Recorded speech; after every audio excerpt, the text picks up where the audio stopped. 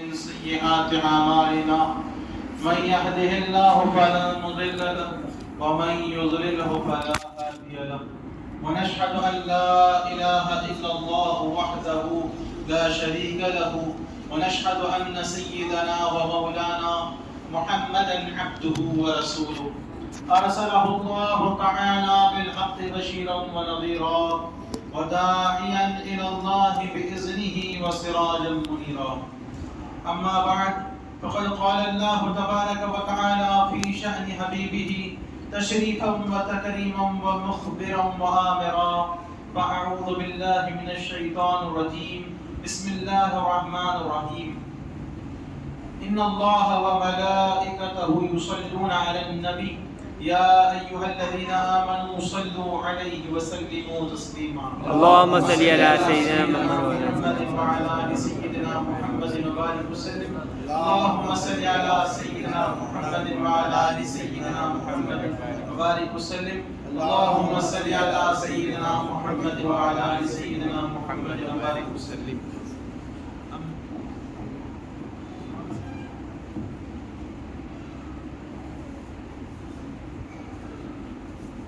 أما بعد فقد قال الله تبارك وتعالى في محكم تنزيله وهو أصدق الصادقين. لقد من الله على المؤمنين إذ بعث فيهم رسولا من أنفسهم يتلو عليهم آياته ويزكيهم ويعلمهم الكتاب والحكمة وإن كانوا من قبل لفي ضلال مبين. صدق الله المولانا العزيز الكريم وبلغنا حبيبه النبي الكريم ونحن على ذلك لمن الشاهدين والشاكرين والحمد لله رب العالمين. لقد جاءكم رسول من أنفسكم عزيز عليه ما عنتم حريص عليكم بالمؤمنين رؤوف رحيم. فإن تولوا فقل حسبي الله لا إله إلا هو عليه توكلت وهو رب العرش العظيم. معزز حاضرین مجلس، اللہ تعالیٰ کا بے انتہا فضل و کرم ہے کہ اس نے ہمیں سرکار مدینہ تاجدار کون و مکان صلی اللہ علیہ وسلم کی امت میں پیدا فرمایا اور ہمیں آپ کا امتی ہونے کا فخر اور شرف عطا فرمایا. ساتھ ہی ساتھ اہل سنت و جماعت سے وابستہ کیا اور ہمیں اس جماعت سے وابستہ کیا جو اپنے محسن کریم صلی اللہ علیہ وسلم جنہوں نے ہم پر احسان کیا اور ایسے احسان جس کا کوئی احاطہ نہیں کر سکتا ویسا احسان کیا، احسانات کی بارش ہم پہ کر دی. ویسے محسن کریم صلی اللہ علیہ وسلم کا ذکر خیر کرنے کی توفیق عطا فرمائی. ناظرین کرام، اللہ تعالیٰ قرآن مجید میں ارشاد فرماتا ہے لقد من الله على المؤمنين إذ بعث فيهم رسولا من أنفسهم يتلو عليهم آياته ويزكيهم ويعلمهم الكتاب والحكمة وإن كانوا من قبل لفي ضلال مبين. بے شک اللہ نے ایمان والوں پر احسان کیا جبکہ انہی میں سے ایک رسول کو بھیجا جو ان پر اس کی آیتیں تلاوت فرماتا ہے، وَيُزَكِّيهِمْ انہیں پاک کرتا ہے، وَيُعَلِّمُهُمُ الْكِتَابَ وَالْحِكْمَةَ اور انہیں کتاب اور حکمت سکھاتا ہے. وَإِنْ كَانُوا مِنْ قَبْلُ لَفِي ضَلَالٍ مُبِينٍ اگرچہ وہ اس سے پہلے کھلی گمراہی میں تھے. ناظرین کرام، آج عید میلاد النبی ہے، عید میلاد النبی ہے، نبی کی پیدائش کا دن، نبی کے پیدائش کا دن. عید میلاد النبی نہیں، بچے کی پیدائش نہیں، یہ نبی کی پیدائش ہے، نبی کی پیدائش. اب ہم میں کوئی پیدا ہوتا ہے تو بچہ پیدا ہوا کہتے ہیں، لیکن اللہ تعالیٰ فرماتا ہے کہ ہم نے رسول کو بھیجا، نبی کو بھیجا، ہم نے رسول اور نبی کو بھیجا. آپ پورے قرآن میں دیکھیں گے کہیں آپ کو نظر نہیں آئے گا کہ ہم نے ایک بچے کو پیدا کیا انہی میں یا نبی کو پیدا کیا، یعنی ولادت ہوئی. پیدا کے دو معنی ہیں، پیدا دو معنوں پر بولا جاتا ہے. ایک معنی یہ ہے کہ ولادت، برتھ ہونا، ماں باپ کے ملاپ سے بچہ پیدا ہونا، یہ ایک معنی میں پیدا کا معنی استعمال ہوتا ہے۔ دوسرا معنی ہے کہ کوئی چیز موجود نہ ہو، وہ موجود ہو جائے تو اسے کہتے ہیں پیدا ہونا۔ تو اللہ تعالیٰ نے حضور کے متعلق یہ نہیں کہا کہ رسول کی ولادت ہوئی، نبی کی ولادت ہوئی۔ اللہ صرف یہ تو سب کو معلوم ہے کہ نبی کی ولادت ہوئی ہے، نبی پیدا ہوئے ہیں، حضرت عبداللہ اور حضرت آمینہ سے جو ہے نبی پیدا ہوئے ہیں۔ عبداللہ کا پوت، آمینہ کا جایا، یہ اس دنیا میں آیا، یہ سب کو معلوم ہے۔ اس لیے اللہ اتنا نہیں بولتا، اللہ تعالیٰ چاہتا ہے کہ اپنے بندوں کو حقائق سے وابستہ کیا جائے، اسے لوگوں کو اندرونی معنی معلوم ہو جائے۔ لوگوں کو چاہیے کہ ڈیپ میں، گہرائی میں سوچیں، اور مصطفیٰ کی عظمت ظاہر کرنا چاہتا ہے اللہ تعالیٰ فرماتا ہے لَقَدْ مَنَّ اللَّهُ عَلَى الْمُؤْمِنِينَ إِذْ بَعَثَ فِيهِمْ رَسُولًا، بے شک اللہ نے ایمان والوں پر احسان کیا جب ان میں ایک رسول کو بھیجا۔ رسول کو بھیجا، بھیجنا مطلب یہ ہے کہ پہلے سے موجود نہ ہو تو اسے وہاں پر بھیجا جاتا ہے۔ مثال کے طور پر میں نے افسر کو مسجد کو بھیجا، میں نے افسر کو مسجد کو بھیجا۔ مسجد کو افسر آنے سے پہلے افسر کہیں اور موجود ہیں، کہیں اور تھے جسے میں نے بھیجا۔ اسی طرح رسول اللہ صلی اللہ علیہ وسلم کو اللہ دنیا میں بھیجنے سے پہلے رسول اللہ صلی اللہ علیہ وسلم موجود تھے۔ سبحان اللہ، سبحان اللہ۔ کیسے موجود تھے یہ اور گفتگو، انشاءاللہ ہم اسے سمجھنے کی کوشش کریں۔ اللہ فرماتا ہے لَقَدْ مَنَّ اللَّهُ، ایک عام بچہ پیدا ہوتا تو احسان کرنے کی ضرورت نہیں تھی۔ اللہ تعالیٰ نے ہمیں سب کچھ دیا، ہمیں ایمان دیا، اسلام دیا، دولت و ثروت دی، ہمیں اچھے اچھے کپڑے دیے، مکانات دیے، بیپار دیا، سب کچھ دیا۔ احسان نہیں جتایا مولا نے، مولا نے احسان جتایا تو مصطفیٰ کو دے کر احسان جتایا، کیونکہ وہ ایک عام بچہ نہیں ہے جو پیدا ہوا، وہ نبی پیدا ہوا، نبوت کے ساتھ پیدا ہوا۔ اتنے انبیاء علیہ السلام آئے، اتنے انبیاء علیہ السلام آئے، جب وہ پیدا ہوئے تو انہیں نبوت نہیں ملی ہوئی تھی، پیدا ہونے کے بعد نبوت ملی۔ لیکن مصطفیٰ کی شان نرالی ہے، وہ پیدا ہونے سے پہلے نبی ہیں۔ حضرت جابر بن سمرہ رضی اللہ تعالیٰ عنہ حضور صلی اللہ علیہ وسلم سے پوچھتے ہیں، یا رسول اللہ صلی اللہ علیہ وسلم متى وجبت لك النبوة، حضور آپ کو نبوت کب واجب ہوئی؟ حضور یہ نہیں کہتے اے جابر تمہیں معلوم ہے میں مکے میں پیدا ہوا، مکے میں میری ساری زندگی گزری ہے، مکے میں میں کھاتا ہوں، پیتا ہوں، رہتا ہوں، بیپار کرتا ہوں، میرے بچے مکے میں پیدا ہوئے، میری ساری زندگی مکے میں گزری، سب کو معلوم ہے کہ 40 سال میں مجھے نبوت کا اعلان کرنے کا حکم ہوا، یا یہ نہیں کہا کہ نبوت ملی، کہ تمہیں نہیں معلوم؟ حضور نے یہ نہیں کہا، بلکہ جابر رضی اللہ تعالیٰ عنہ کہ یہ سوال درست ہے، اب یہ بتانا ضروری ہے۔ حضور نے فرمایا کنت نبی و آدم بین الماء والطین، میں اس وقت بھی نبی تھا جب آدم پانی اور کیچڑ مٹی کے درمیان تھے۔ اب یہ آدم علیہ السلام پیدا نہیں ہوئے، یہ انسانیت شروع نہیں ہوئی، انسانوں میں ولادت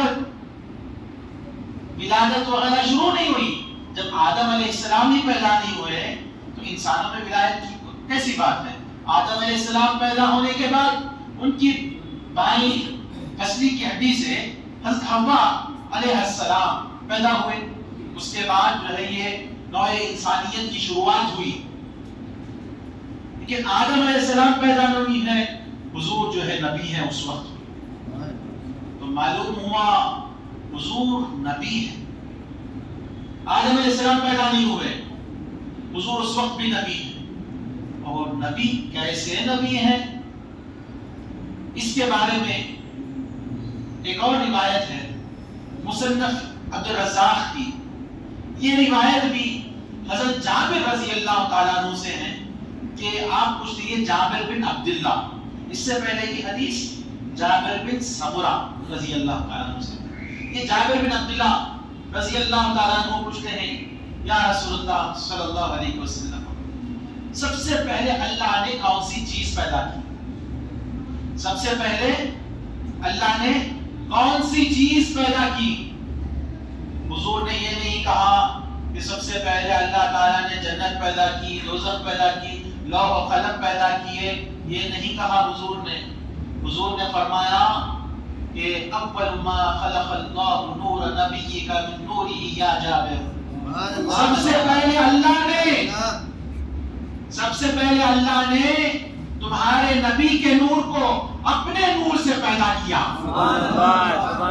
اللہ کے نور سے مصطفیٰ کا نور پیدا ہوا.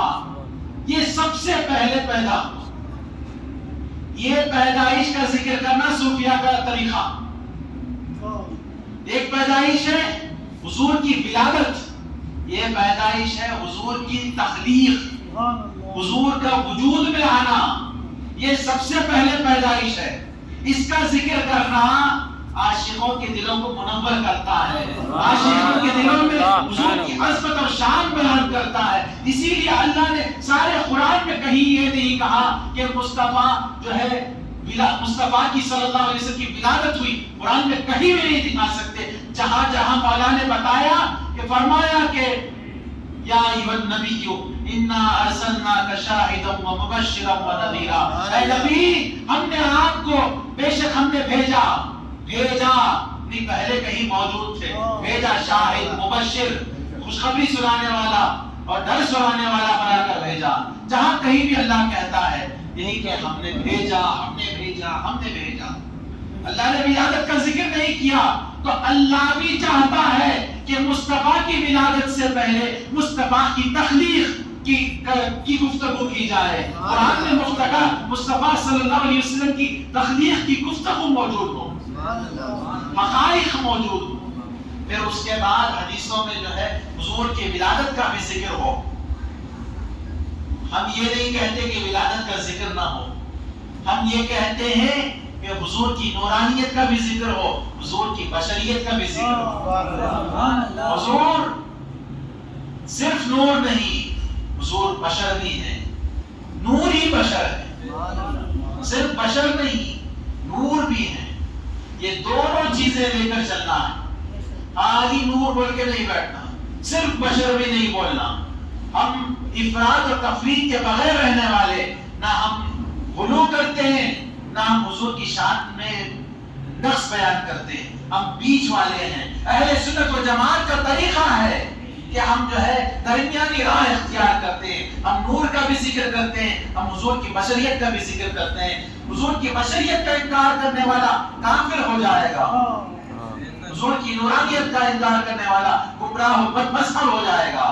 تو اس لیے ہم دونوں کو بیلنس کرتے ہوئے چلتے ہیں. یہ ہے صوفیہ کا طریقہ، اولیاء اللہ کا طریقہ، اللہ والوں کا طریقہ. اللہ والے جو اللہ کی صفات سے متصف ہیں وہ اللہ کی سنت پر عمل کرتے ہوئے اللہ نے جو اللہ کا جو منشا ہے وہ بیان کرتے ہیں. یہ حضور کی نورانیت کا ذکر کرتے ہیں. تو ناظرین کرام، سب سے پہلے اللہ تعالیٰ نے حضور کے نور کو پیدا کیا جب کوئی چیز ہی نہیں تھی.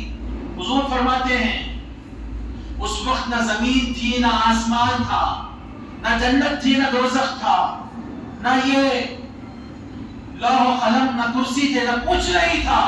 اس وقت صرف اللہ کا نور تھا اور اللہ نے اپنے نور سے اپنے حبیب کا نور پیدا کیا. اور اس جب تک اللہ نے چاہا اللہ کے حبیب کے نور کو اللہ سیر کراتا رہا، جہاں جہاں چاہا وہاں وہاں سیر کراتا رہا. اس سیر کے بعد اللہ تعالیٰ نے حضور کے نور سے قلم کو پیدا کیا. اس کے بعد 4 ٹکڑے کیے اس نور کے، ایک حصے سے قلم کو پیدا کیا، ایک حصے سے لوح کو پیدا کیا، ایک حصے سے کرسی کو پیدا کیا، ایک حصے سے اور اس کے 4 حصے کیے. یہ طویل حدیث ہے، مصنف عبدالرزاق میں موجود ہے، صحیح حدیث. حضور کے نور سے یہ ساری کائنات بنی ہے. تو کیوں کر ہم خوشی نہ منائیں؟ کیونکہ اس کائنات میں ہم جو آئے ہیں یہ حضور کے صدقے سے آئے ہیں. حضور نہیں ہوتے تو حضرت آدم بھی نہیں ہوتے، حضور نہیں ہوتے تو حضرت شیس بھی نہیں ہوتے، حضور نہیں ہوتے تو حضرت نوح بھی نہیں ہوتے، حضور نہیں ہوتے تو حضرت ابراہیم بھی نہیں ہوتے، حضور نہیں ہوتے تو حضرت یوسف بھی نہیں ہوتے. یہ تمام انبیاء، جتنے بھی انبیاء ہیں، سب حضور کے جلوے دکھانے کے لیے آئے ہیں، حضور کے لیے وہ سب آئے ہیں. حضور نہیں ہوتے تو اللہ کسی کو پیدا نہیں کرتا. اللہ تعالیٰ حدیث قدسی میں ہے، اللہ تعالیٰ فرماتا ہے لولا محمد لما خلقت الدنیا، اگر محمد نہیں ہوتے صلی اللہ علیہ وسلم تو میں یہ دنیا پیدا نہیں کرتا.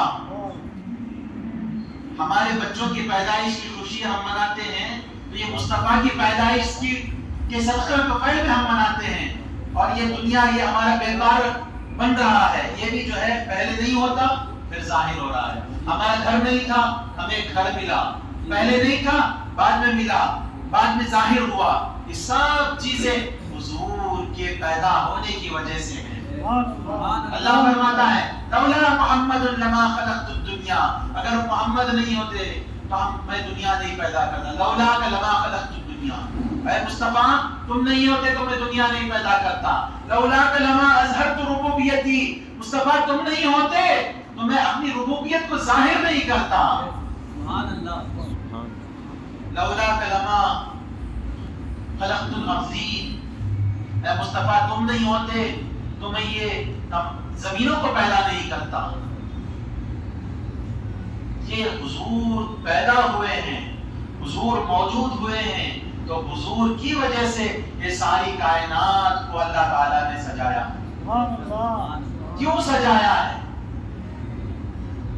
شاعر فرماتے ہیں عاشق رسول، تیرے جمال سے کرنا تھا آشنا ان کو، تیرے جمال سے کرنا تھا آشنا ان کو.